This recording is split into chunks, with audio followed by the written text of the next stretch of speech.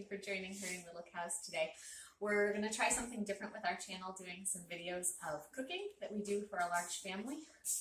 This video that we're going to do today, I'm going to be making baked oatmeal, which is a nice thing to be able to put in the fridge and just be able to throw in the oven the next morning and have a hot breakfast for the kids on a busy day. So I'll talk while I do this cooking, but just wanted to thank you guys for joining us and hope you enjoy this recipe. So I'm going to make a double batch of the baked oatmeal. It's probably going to be more than my family can eat, but they'll eat it as a dessert or a treat afterwards. So it's okay, but last time I only made 1.5 batches and people still wanted some afterwards. So first we're going to do 3 cups of rolled oats is what I usually use, but today we're using granola. This recipe, we had gotten this granola from a friend, and it was too crunchy for the kids to be able to eat well. If you can see, there is little tiny raisins that are really, really chewy, and there's almonds, which are a little hard for the little ones. But putting this in the fridge overnight, it soaks up all the goodness of the juices and makes everything really easy to eat the next day. So we found this is the best thing to use for this granola. So I'm going to put a total of 6 cups. I'm using a half cup measure. So we're going to try to keep the counting accurate. So this would be 3 cups. 4 cups. I won't have to count out as many things after this. 5 cups. 6 cups. So we got 6 cups of what would normally just be rolled oats. But like I said, we're using granola today. You can use homemade granola for this.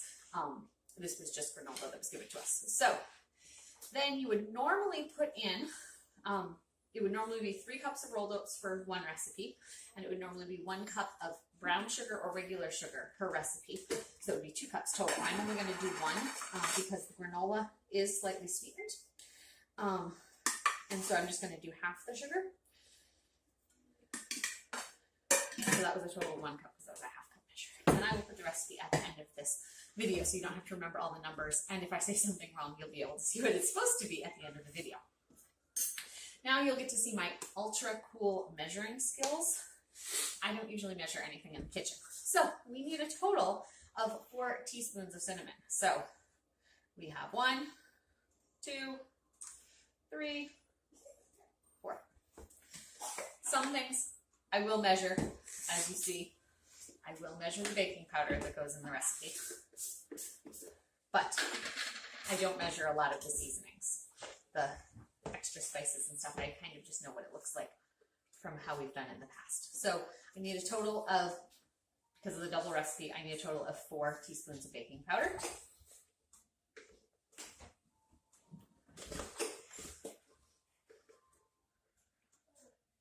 Sorry if you heard kids in the background. We've got some kiddos that are in bed and some are not quite asleep yet. So we have people walking around checking on them.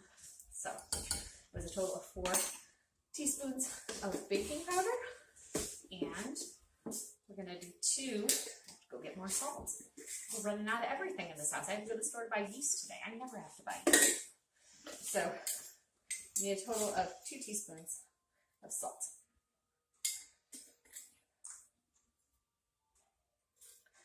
And this recipe is great if you don't have the granola, if you're just using rolled oats to add sunflower seeds, raisins, craisins, any kind of nut. Any of that is very yummy in this recipe. So I added all of the dry ingredients. I just then give them a quick stir so that I can get, like there's a couple clumps of sugar in here. Try to get those out. Again, it doesn't look very different than just having a whole bowl of granola right here. And we'll see. I haven't doubled this recipe in this bowl, so we'll see if it all fits. But I don't know about you, but my kids are really, really big eaters. And so while this might look like a lot of food for the average family, my kids could probably easily eat this in the morning if I allow them to have their fill of it. Our family can easily go through an entire loaf of homemade bread for breakfast, and the kids still be asking for more bread. So, next part that goes in the baked oatmeal is, for each recipe, a half a cup of melted butter. So I've got a total of a cup of melted butter here. This is not, whoops, I spilled butter on my baby on my shirt. This is not the cheapest breakfast recipe I make, but we like it because of the ease of being able to make it the night before and having a hot breakfast the next morning. One of the times that we use this hot breakfast is on Sundays. We don't do it every Sunday, but we try to limit the amount of work that we do on Sundays so that we can actually have a day of rest, like the Bible talks about, working 6 days and having the 7th as a day of rest. So Sunday mornings, we do not do a whole lot of, we do as little chores as possible.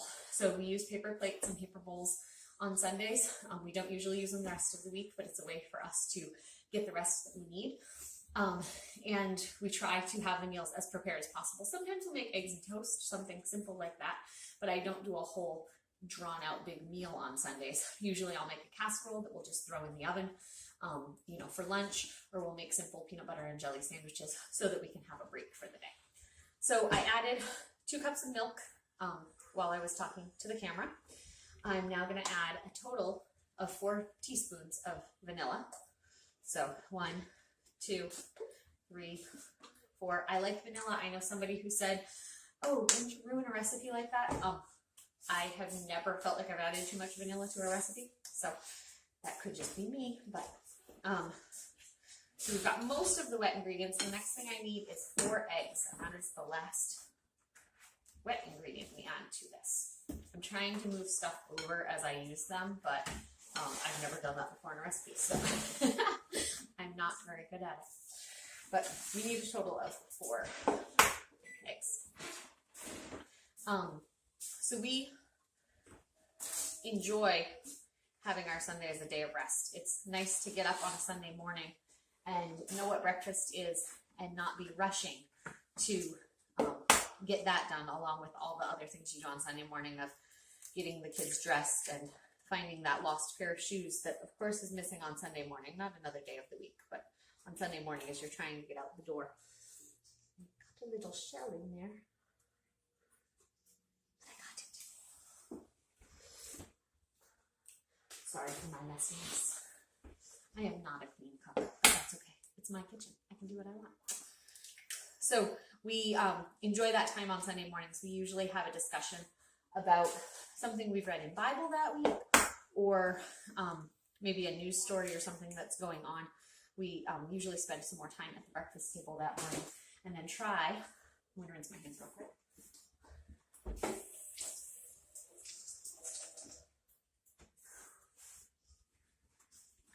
Lost my paper towels. I will use that.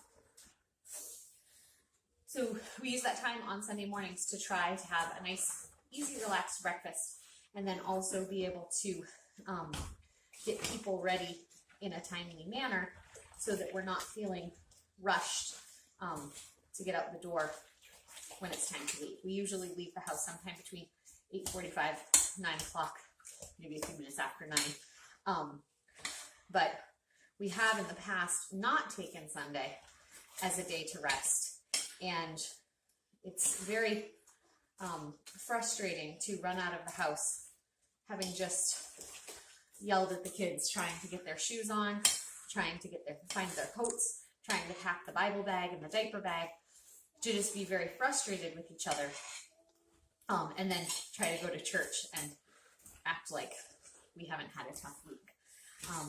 We all know people who come into church on a Sunday morning and put on that fake game face, that everything's good when everything is not good at home. So we try to make our Sundays a relaxed day where we actually can leave the door feeling like we've enjoyed each other's company that morning and not just running. We also do a lot of prep on Saturdays so that we don't have to do our work on Sunday. Tonight is Friday, and we're doing this prep. We have guests coming tomorrow for the day, so I wanted to have less things to do tomorrow.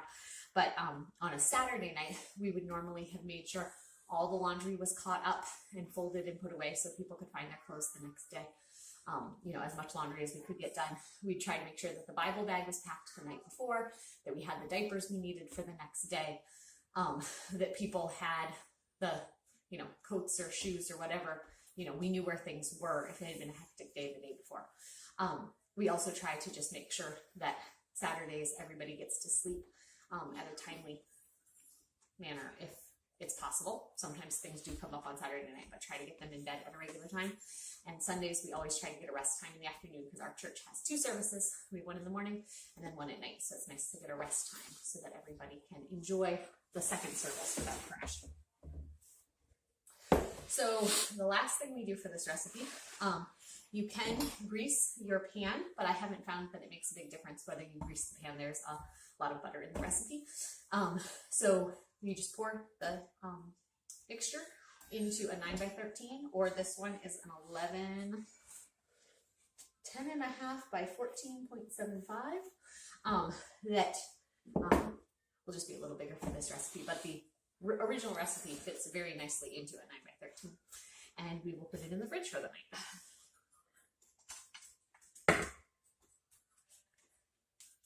It looks kind of goopy, but it will absorb all that moisture before tomorrow morning. You can make this recipe and immediately throw it in the oven. This is just not a recipe I usually have time to make in the morning and then have it sit in the oven. We do make a big breakfast every morning, what some people would consider a big breakfast. We'll make a full breakfast, I guess you'd say. Eggs and toast, or pancakes, or eggs and grits, those type of things. But I don't usually get up in the morning to make something that then sits in the oven for 30 or 45 minutes.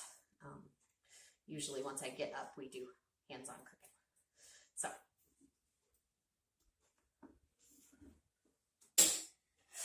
So then we just spread it out. So this will go in the fridge for the night. In the morning, it goes into a 350-degree oven for 30 to 40 minutes. I found when it's in the fridge overnight, it just needs a few more minutes. So maybe up to 45 minutes, but it really doesn't take a lot of extra time like if it was coming from the freezer or anything. I've never tried to freeze this recipe and put it from the freezer into the oven.